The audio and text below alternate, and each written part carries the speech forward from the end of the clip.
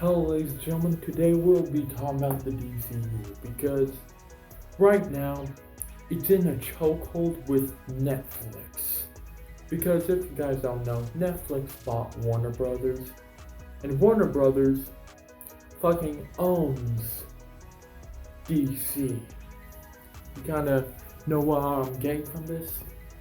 Now, because of this, the fucking DCU is in the never-ending chokehold and fucking like whole entire string. It's on a fucking string. It is not in the best situation here because Netflix. They like to make amazing things, but also make them fucked up things. And we can't, with Netflix, it's a 50-50 whether it's going to be good or bad or amazing.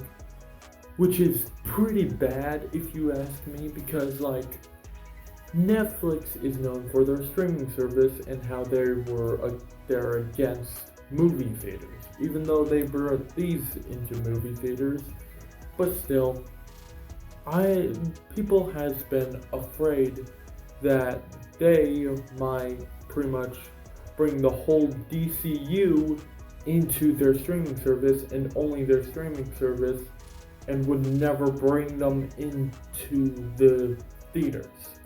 Which is concerning, which is fucking concerning.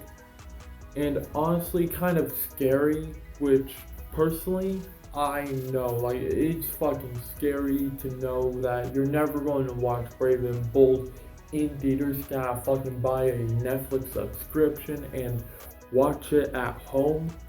Which, personally, I love the theaters because they actually force me to watch the movie. And I love how my movie theater actually lets me sneak in snacks. Which, yeah.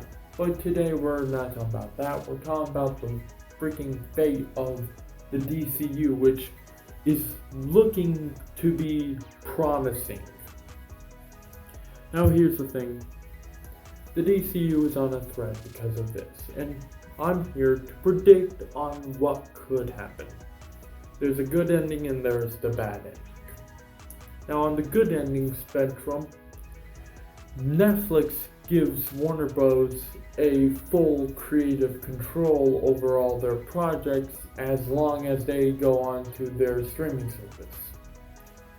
Now, this is a good way to bring in things from the movie theaters while also bringing new things into your subscription and all. But here's the bad ending. This could end in the total destruction of the DCU by Netflix not allowing them to go to theaters. Which I am telling you this, I am praying to God that doesn't fucking happen. Because if they bring it to streaming, no one's gonna be interested in the DCU no more. No one. I am telling you, no one is going to be that interested in the DCU as the MCU. The DCU will be yo, I'm here, I'm ready to go, because you won't earn much money from just bringing them to streaming service. And if you bring them to theaters, I guarantee it, they will get tons of more money. And here's the thing, it also blocks creativity from the master that is James Gunn. Because James Gunn is pretty much catalyzing this whole entire thing, which is good, but also bad. Because we know him for having this same tone in the same movies.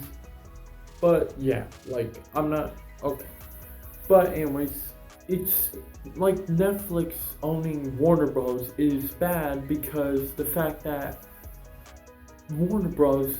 Is known for having these beloved movies and bringing them to the big screen.